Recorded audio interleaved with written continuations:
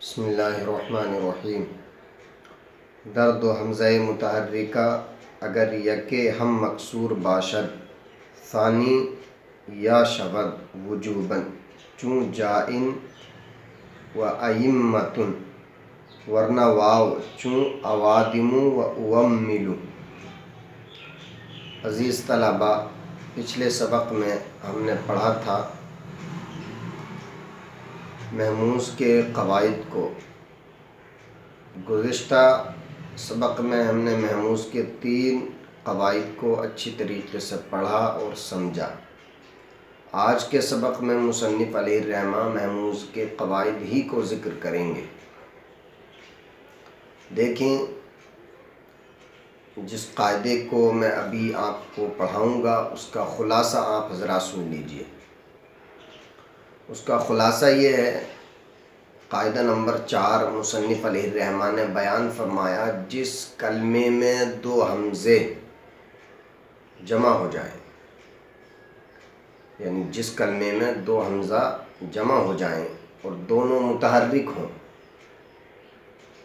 اگر دونوں متحرکوں میں سے ایک بھی مکسور ہو، ایک پر کسرہ ہو، چاہے وہ پہلے پر ہو یا دوسرے پر ہو، الغرض دونوں میں سے کسی ایک پر کسرہ ہو، تو وجوباً یعنی ایسا کرنا ضروری ہے، واجب ہے کہ دوسرے والے حمزے کو آپ یا سے بدل دیں۔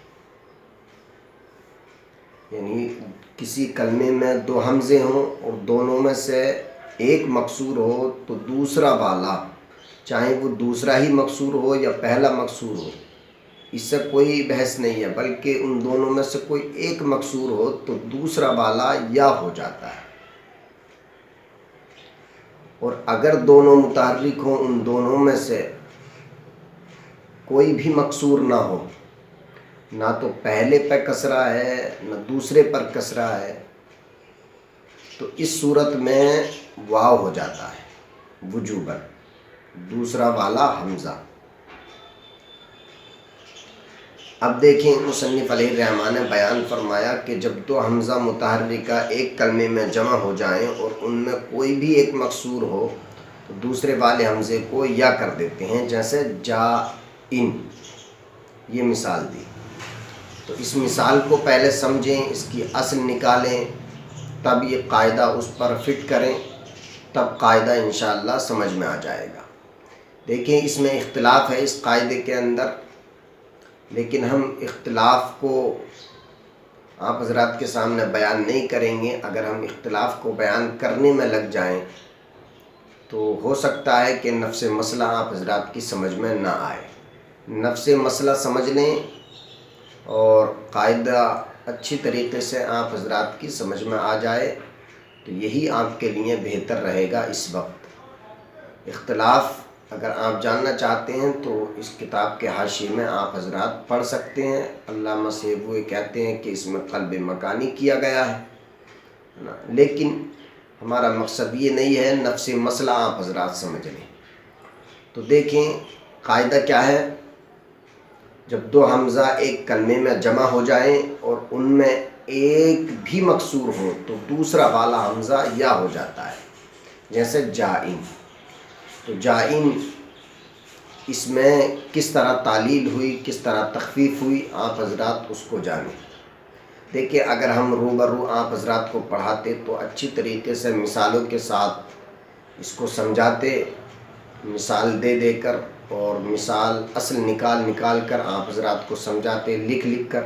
لیکن اب کیا کریں، آپ حضرات مجبور ہیں، ہم بھی مجبور ہیں، لاک ڈاؤن کے پیش نظر، تو اسی بنا پر آپ حضرات ان کو مثالوں کو نکالیں اور ان کی اصل نکالیں اور پھر قاعدے کو ان پر فٹ کریں، انشاءاللہ بہت آسانی کے ساتھ سمجھ میں آ جائے گا۔ دیکھیں، جائن اصل میں مادہ ہے جیم، یہ اور حمزہ، جا، یہ مادہ ہے۔ تو اب اسی سے فاعل بنائیں گے تو فا کلمے کے بعد الف لائیں گے، تو جا فاعل، جائن، جائن کی اصل نکلی فاعلن کے وزن پر جا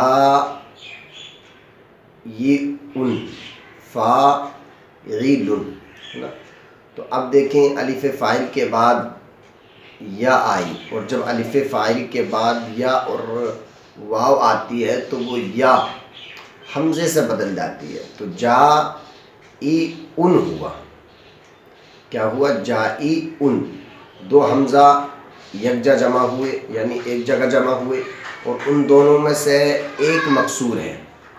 اب اس سے بحث نہیں ہے کہ پہلا مکسور ہو یا دوسرا مکسور ہو، ان دونوں میں سے کوئی ایک مکسور ہو تو دوسرے حمزے کو یا سے بدل دیتے ہیں۔ تو اب کیا ہوا؟ جائی یون ہو گیا، چونکہ دوسرا حمزہ اس قاعدے کے مطابق یا سے بدل گیا تو ہو گیا جائی یون۔ اب یہ قاعدہ جب جاری کریں گے تو دیکھیں تو جائی یون ہوا۔ اب یا پر تنوین کو دشوار رکھتے ہوئے اس تنوین کو یا سے جدا کر دیا، چونکہ تنوین جو ہوتا ہے وہ نون ساکن ہوتا ہے۔ اب جب تنوین کو جدا کیا تو تنوین تو باقی رہے گی، تو اب یا اور تنوین کے درمیان اجتماع ساکنین ہوا، جائین ہو گیا۔ جب اجتماع ساکنین ہوا تو اس یا کو حذف کر دیا، جب یا کو حذف کر دیا تو وہی نون ساکن جو تنوین کی صورت میں ہے تو اس کو اس حمزے پر دے دیں گے، تو جائن ہو گیا۔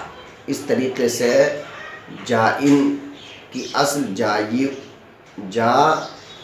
ہے، پھر اس میں کس طریقے سے تعلیل ہوئی آپ حضرات اس کو لکھ کر اچھی طریقے سے سمجھ سکتے ہیں، اور یہ قاعدہ جاری ہوا۔ پھر اس کے بعد مثال بیان کی دوسری، ائمتن۔ ائمتن کی اگر آپ اصل دیکھیں تو ائمتن، اگر آپ حضرات کی کتابوں میں ائمتن ہے تو اس صورت میں غلط ہے، چونکہ یہ قاعدے کے مطابق تعلیل کر کے دکھا رہے ہیں۔ دیکھیں ائمتن، اگر ائمتن ہوگا تو یہ تو اپنی اصل پر ہے، اس میں قاعدہ جاری کہاں ہوا؟ پھر اس میں مثال کیسے دے رہے ہیں آپ؟ یہ تو اصل بیان کر رہے ہیں۔ تو جس طرح جائن یہ تعلیل یعنی تخفیف شدہ ہے، اسی طرح ائمتن بھی تخفیف شدہ ہے، یہی مثال ائمتن ہونی چاہیے۔ تو دیکھیں ائمتن اصل میں تھا ائمتن، افعلتن اگر اصل دیکھیں تو امیمتن، یہ ائمہ کی جمع ہے، افعلتن امیمتن، تو افعلتن امیمتن، پہلا حمزہ متحرک دوسرا ساکن، اور پھر دو حرف ایک جنس کے جمع ہوئے۔ تو جب دو حرف ایک جنس کے جمع ہوتے ہیں جیسے میمتن، تو دو میم جمع ہوئی تو پہلے میم کو ساکن کر دیں، ساکن کریں گے، اور ما قبل کو دیکھا تو وہ تو پہلے سے ساکن ہے تو اس کی حرکت میم کی ما قبل کو دے دی، تو ائمہ اور دونوں کا میم کا ادغام کر دیا، ائمتن ہو گیا۔ جب ائمتن ہوا تو اب دو حمزہ ایک ہی کلمے میں جمع ہوئے، اور ان دونوں میں ایک مکسور ہے ائمہ دوسرا والا ہے نا، تو اب اس دوسرے والے حمزے کو یا سے بدل دیں گے تو ائمتن ہو گیا۔ اور پھر بتایا اگر دونوں میں سے کوئی مکسور نہ ہو تو پھر وہ واو ہو جاتا ہے، جیسے اوادم، اوادم یا آدم کی جمع ہے، اصل میں تھا آدم، تو دیکھیں آپ دو حمزہ جمع ہے لیکن مکسور نہیں ہے دونوں میں کوئی بھی، مفتوح ہے، تو اس صورت میں دوسرا والا حمزہ واو سے بدل جائے گا تو اوادیمو ہو جائے گا۔ اسی طرح اوملو، امید کرنا ہے نا، واحد متکلم کا صیغہ ہے، اوملو نوملو ہے نا، تو اوملو املو تھا اصل میں، اوملو نوملو ہے نا، تو جب دو حمزہ متحرک کا جمع ہوئے اور ان دونوں میں کوئی بھی ساکن نہیں، ساکن ان دونوں میں کوئی بھی مکسور نہیں، اگر مکسور ہوتا تو دوسرے کو یا کرتے، لیکن مکسور ہے نہیں، تو اس صورت میں جب مکسور نہیں ہے تو واو ہو جائے گا دوسرا حمزہ، جیسے اوملو۔ یہ اس قاعدے کا خلاصہ ہے، لیکن یہ قاعدہ تو وجوبی ہے، لیکن مصنف علیہ الرحمہ بیان فرمائیں گے کہ یہ قاعدہ اس کی دو صورتیں ہیں ہے نا، ایک تو جب دو حمزوں میں سے کوئی بھی مکسور ہو تو دوسرے والے کو یا کر دیتے ہیں ہے نا، لیکن اگر دونوں حمزوں میں سے کوئی بھی مکسور نہ ہو بلکہ متحرک ہو اور مکسور کے علاوہ کچھ بھی ہو تو اس دوسرے حمزے کو واو سے بدل دیتے ہیں۔ تو اس واو سے بدلنے کی صورت میں تو یہ وجوبی ہے، لیکن رہی بات یہ کہ اس حمزے کو دوسرے حمزے کو یا سے بدل دیا جائے گا جبکہ دونوں میں سے کوئی ایک مکسور ہو، تو یہ اس صورت میں وجوبی نہیں ہے۔ کیوں؟ ہم اس کی آپ کو مثال دے دیتے ہیں، جیسے ائمتن، دیکھیں قرآن مقدس کے اندر آیا ہے، اور اگر یہ وجوبی ہوتا تو ائمتن آتا، ائمتن نہیں آتا، یہ مصنف علیہ الرحمٰن نے کہا۔ لیکن اب پھر اعتراض ہوتا ہے کہ بھائی جب یہ قاعدہ وجوبی ہے، یعنی جب جوازی ہے مصنف علیہ الرحمٰن کے نزدیک، تو پھر انہوں نے یہ کیوں کہا کہ یہ وجوبی ہے؟ دوسرا حمزہ وجوبی طور پر دوسرا والا حمزہ یا سے بدل جائے گا۔ تو یہاں پر مصنف علیہ الرحمٰن نے عام مصنفین کے مذہب کو ذکر کیا کہ عام مصنفین کہتے ہیں کہ وجوبی ہے، یعنی یہ قاعدہ یا کی صورت میں بھی وجوبی ہے کہ یا سے بدلا جائے گا دوسرا حمزہ۔ تو اب پھر ان پر اعتراض ہوتا ہے، بھئی جب تم وجوبی کہتے ہو تو لفظ ائمتن قرآن مقدس کے اندر جو آیا ہے تو اس کو ائمتن کیوں ائمتن ہونا چاہیے تھا پھر تو اس کا جواب دیتے ہیں عام مصنفین کہ بھئی اصل میں بات یہ ہے کہ اس قاعدے سے صرف لفظ ائمتن خارج ہے۔ لفظ ائمتن میں تو یہ قاعدہ جوازی ہے، اس لفظ ائمتن کے علاوہ جو بھی ہے اس میں بطور وجوب ہے، یعنی وجوبی قاعدہ ہے، ضروری قاعدہ ہے۔ تو دیکھیں آپ قاعدے کے اندر اور اس کا ترجمہ دیکھیں، وضاحت آپ حضرات کے سامنے واضح ہو گئی اور ماشاءاللہ سمجھ میں بھی آ گئی ہوگی۔ دیکھیں در دو حمزہ متحرکہ میں کہ اگر یکے ہم مکسور باشد، اگر ایک بھی مکسور ہو ثانی یا شبد تو دوسرا یا ہو جاتا ہے وجوباً، یعنی وجوبی طور پر، چون جائن و ائمتن، جیسے جائن اور ائمتن، ائمتن ورنہ واو، ورنہ تو واو ہو جاتا ہے، جیسے اوادم و اوملو، ہے نا۔ وضاحت تقریر ہم نے آپ حضرات کے سامنے بیان کر دی۔ صرفیاں ای قاعدہ را در صورت کسرہ ہم وجوبی گفتہ اند، صرفی حضرات یعنی علماء صرفی حضرات اس قاعدے کو کسرے کی صورت میں بھی وجوبی کہتے ہیں، یعنی کسرے کی صورت میں وجوبی کہتے ہیں کہ ایسا ضروری ہے۔ اب مصنف علیہ الرحمٰن کہہ رہے ہیں مگر یہ صحیح نہیں، مگر یہ صحیح نہیں ہے، ان کا یہ کہنا درست نہیں ہے۔ کیوں؟ زیرا کے در بعض قراءات متواترہ، اس لیے کہ بعض قراءات متواترہ میں لفظ ائمتن بحمزہ دوم آمدہ دوسرے والے حمزے کے ساتھ آیا ہے۔ اگر کسرے کی صورت میں وجوبی ہوتا تو دوسرے حمزے کے ساتھ نہیں آتا بلکہ ائمتن آتا۔ پس معلوم ہوا کہ قاعدہ مذکورہ جوازی است، قاعدہ مذکورہ جو ہے جوازی ہے، یعنی کسرے کی صورت میں جوازی ہے مصنف علیہ الرحمٰن کے نزدیک، اور جو وجوبی کہا ہے قاعدے کے اندر تو وہ عام مصنفین کے مذہب کو ذکر کیا، عام صرفی حضرات کے مذہب کو ذکر کیا، اور پھر انہوں نے جواب دیا کہ لفظ ائمتن اس میں جوازی ہے، اس کے علاوہ جو بھی الفاظ ہیں جن میں دو حمزہ جمع ہوتے ہیں تو ان میں اور دونوں میں ایک مقصور ہوتا ہے تو دوسرے کو یا سے بدلنا یہ واجب ہے، لفظ ائمتن میں جائز ہے۔ قاعدہ نمبر 5، اس قاعدے کا خلاصہ یہ ہے کہ حمزہ بعد واو و یائے مدہ زائدہ اور یائے تصغیر کے بعد جن سے ما قبل گشتہ در ادغام باید۔ اس قاعدے کا خلاصہ یہ ہے کہ حمزہ واو اور یائے مدہ زائدہ کے بعد ہو یا یائے تصغیر کے بعد ہو تو اس حمزے سے پہلے جو حرف ہے اس حمزے کو اس حرف کی جنس کر کے اس میں ادغام کر دیا جاتا ہے۔ اب واو مدہ زائدہ کیسے اور یا مدہ زائدہ کس کو بولتے ہیں، یا تصغیر کس کو بولتے ہیں، اس کو بھی بتائیں گے انشاءاللہ۔ مثال دیکھیں، آپ پہلا ترجمہ دیکھیں قاعدے کا، پھر اس پر مثال پر نظر کریں۔ دیکھیں حمزہ، قاعدہ نمبر 5، حمزہ بعد واو و یائے مدہ زائدہ و یائے تصغیر جن سے ماقبل گشتہ دراں ادغام باید جوازن چو مقروبۃ و خطیۃ و افیس حمزہ بعد واو، واو کے بعد و یائے مدہ زائدہ اور یائے مدہ زائدہ کے بعد و یائے تصغیر اور یائے تصغیر کے بعد جن سے ماقبل گشتہ ماقبل کی جنس ہو کر درآں ادغام باید اس میں مدغم ہو جاتا ہے جوازن، یہ جوازی ہے، آپ چاہیں تو ادغام کر سکتے ہیں اور نہ چاہیں تو نہیں کر سکتے ہیں، اس کو ویسے ہی آپ پڑھ سکتے ہیں۔ چون مقروبۃ، جیسے مقروبۃ، مقروبۃ قرأ، قرأ مادہ ہے قرأ، تو دیکھیں مقروءۃ، مقروء ریوا پہ شروع حمزہ زبر آ تیدو پشتن مقروءۃ۔ تو اب دیکھیں مدہ کس کو بولتے ہیں؟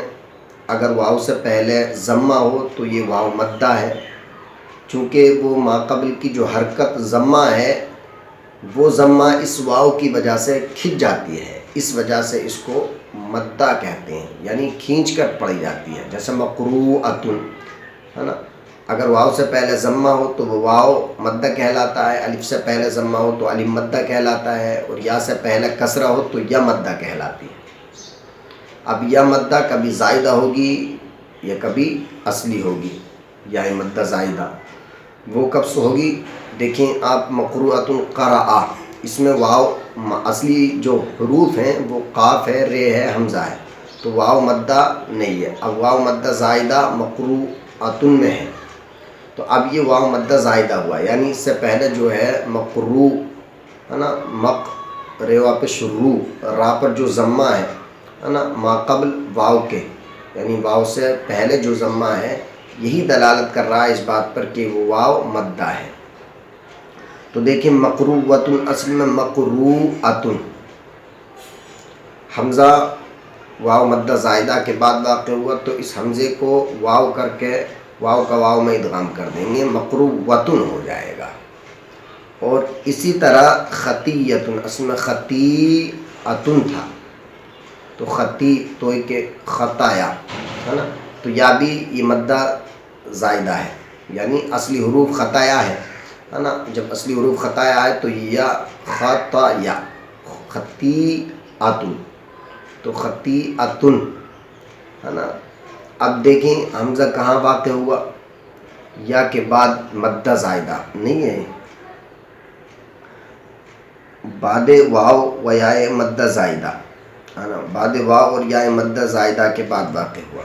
تو دیکھیں خطیۃ میں خطیۃ ہے اصل میں، جب ہم اس میں یہ قاعدہ جاری کر دیں گے، لیکن جب ہم اصل دیکھیں گے تو اس کی خطیۃ، تو یا کے بعد دیکھیں آپ یہ حمزہ واقع ہوا تو اس حمزے کو یا کی جنس کر کے پھر دو یا جب جمع ہو جائیں گی تو اس یا کا یا میں ادغام کر دیں گے، خطیۃ ہو گیا۔ اسی طرح افیس، افیس تھا اصل میں، تو جب یا تصغیر آپ جانتے ہیں کہ جب کسی لفظ کی تصغیر بناتے ہیں تو پہلے حرف کو ضمہ دیتے ہیں، دوسرے کو فتح دیتے ہیں، تیسری جگہ یا تصغیر لاتے ہیں۔ اور تصغیر کیوں لاتی ہے؟ آپ نے فن نحو میں پڑھ لیا ہوگا کہ تصغیر کس وجہ سے اور کن معنی کے لیے تصغیر لائی جاتی ہے۔ تو افیسن، افیسن، افیسن، تو دیکھیں افی یا کے بعد حمزہ آیا تو اب اس حمزے کو یا کر کے یا کا یا میں ادغام کر دیا، افیسن ہو گیا۔ آپ چاہیں تو مقروءۃ بھی پڑھ سکتے ہیں، خطیۃ بھی پڑھ سکتے ہیں، افیسن بھی پڑھ سکتے ہیں، اور آپ چاہیں تو یہ قاعدہ جاری کر سکتے ہیں مقروءۃ خطیۃ افیسن، اس طریقے سے آپ کر سکتے ہیں۔ ایک بار اور دیکھیں اس قاعدے کو، حمزہ بعد واو، حمزہ واو کے بعد و یائے مدہ زائدہ اور یائے مدہ زائدہ کے بعد و یائے تصغیر اور یائے تصغیر کے بعد جن سے ماقبل گشتہ ماقبل کی جنس ہو کر دراں ادغام باید اس میں ادغام پاتا ہے جوازن، جیسے مقروءۃ و خطیۃ و افیس۔ امید ہے سبق سمجھ میں آ گیا ہوگا.